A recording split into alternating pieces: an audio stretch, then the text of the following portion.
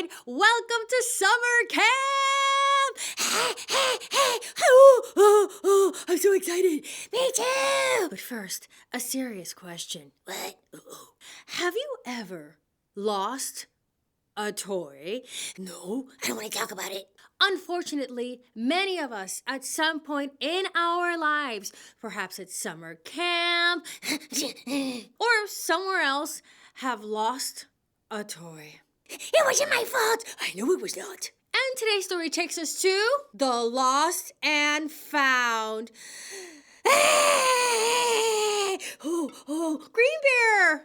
I think this is all bringing back memories. I think so too. I will go comfort him. Thank you, Dr. Dinosaur. But hey, you kid, no crying. There is only one crying puppet or person per story. Those are the rules. Why? The more crying, the merrier. That's not a saying.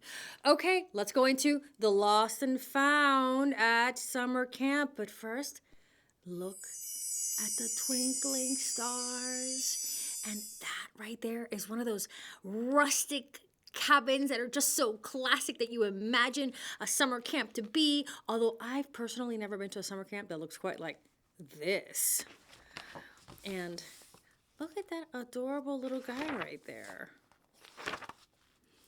Summer camp was over and all the kids were gone. Bye everyone. Oh, looks like it was Camp Littlefoot. Dino Boy was left behind as everyone moved on.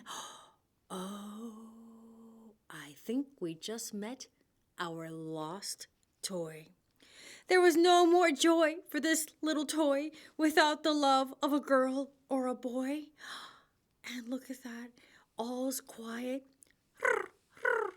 Out in Camp Littlefoot with no kids, just the twinkling stars and the bugs, maybe some fireflies. Why is he sleeping in a kitty litter box? That's a sandbox with Jefferson. That's what you think. I hope she's wrong. Dino laid alone in a big box of sand when suddenly he was scooped up by a hand. Da, da, da. A hand attached to an arm, attached to this giant bundle of keys. Where was he going? Where was he bound? And why does that sign read lost and found?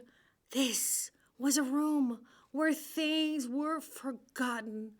Toys made of plastic and clothes made of cotton.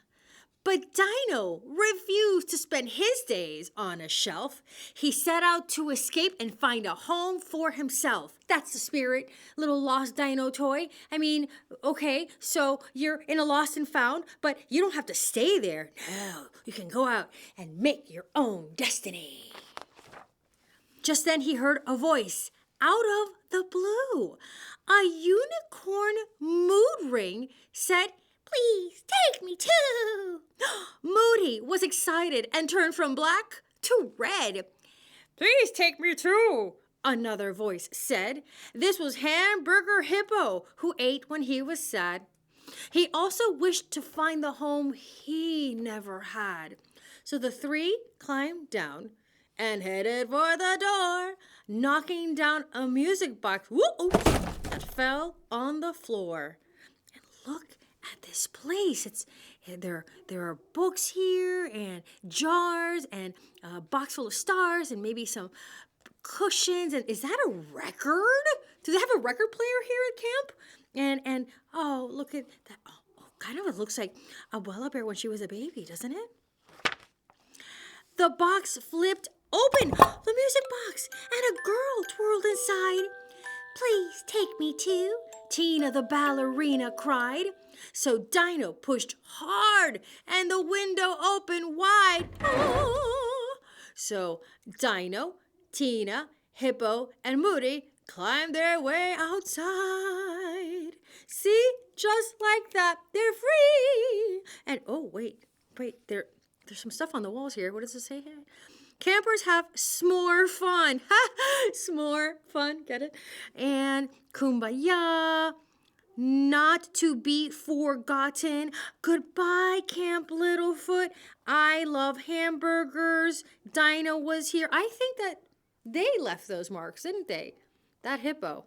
I feel like he's the one responsible for the hamburger comment.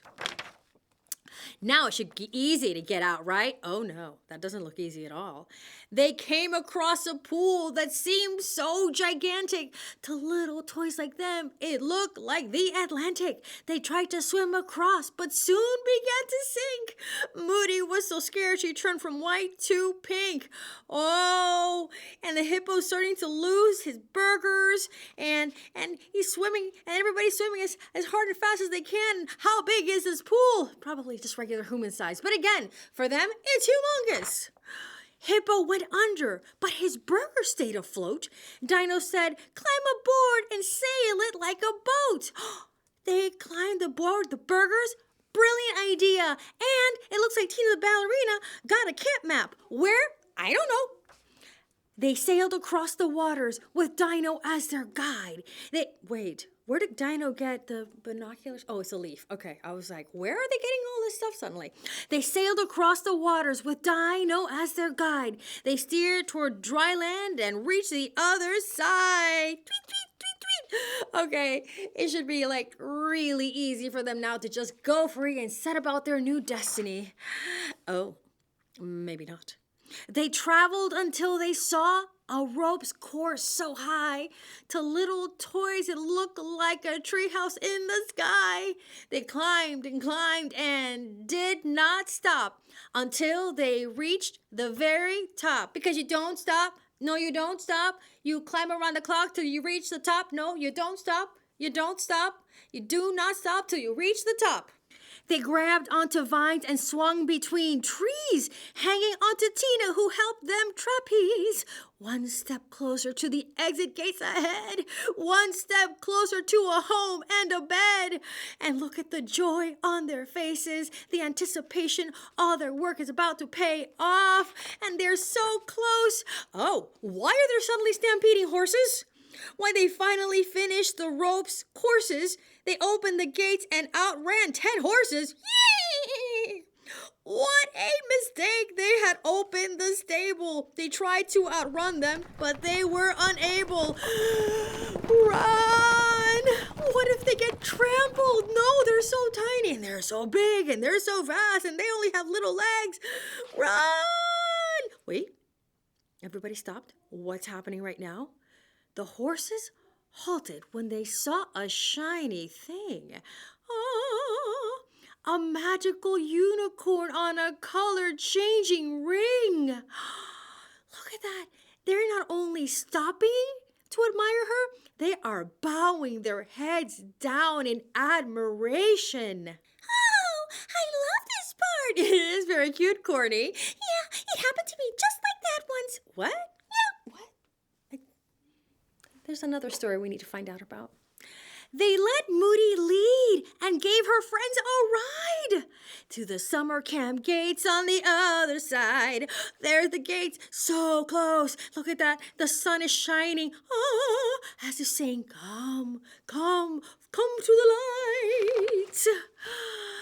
At last they reached the exit as planned, but once again they were scooped up by a hand. No, they were so close. What happened? Oh, I don't know. Maybe somebody tipped them off. Which Jefferson did you? Back to Lost and Found, they were tossed without a home and forever lost. A gasp. No. Look how sad they look. And they're going right back to you nowhere. Tina tucked away her ballerina shoes. Moody turned blue with the case of the blues. She's got the I got found feeling down unicorn blues. I didn't even know until now that unicorns could get the blues. Hippo kept eating his feelings away. Dino feared they were there to stay. And look big, sad eyes and the big hungry mouth. The toys fell asleep, broken-hearted.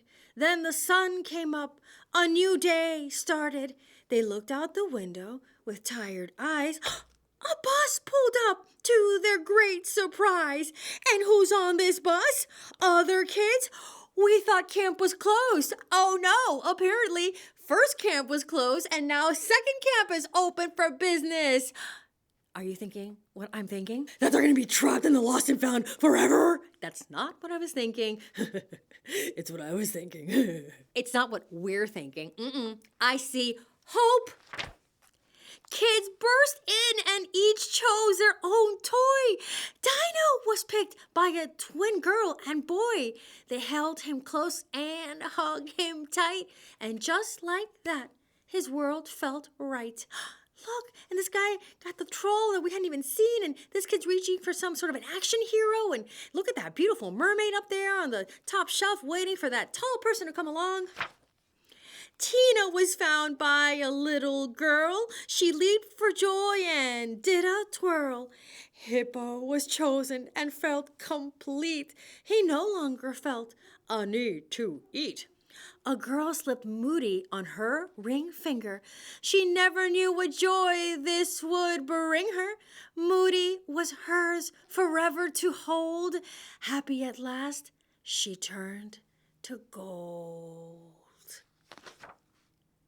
Dino and the twins were homeward bound with a love that makes the world go around. In his very own bed, Dino felt safe and sound as they read him a book called Lost and Found. Wait a minute. What now, Jefferson? This book reading is ending with a book reading of the book you're reading?